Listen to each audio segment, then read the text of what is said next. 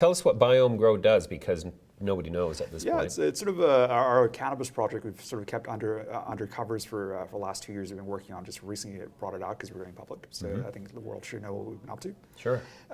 Basically, what it came down to was we looked at the Canadian market and we looked at the international market, and Canada's looked as a global leader right now in terms of at least one thing, producing cannabis at an industrial scale. Rightly or wrongly, that's where we're looked at. That's a narrow window of opportunity there where we can leverage that and sort of establish our Canadian way of doing things elsewhere. It's a very large market out there. But to do that properly, you've got to have a beachhead in Canada and then look elsewhere.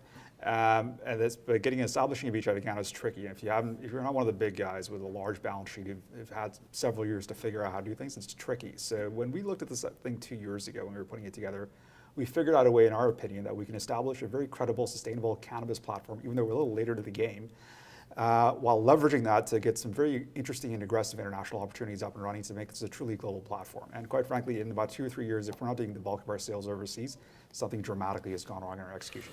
I see. That's interesting. So you've certainly had the benefit of ringside seat watching everybody else's mistakes. True. And so I'm assuming that you're putting that experience to good use in Biome. Oh, exactly. I mean, not only sitting and watching, we made mistakes along the way when we were servicing some of the guys, which are the largest cannabis companies in the country, in the world for that matter.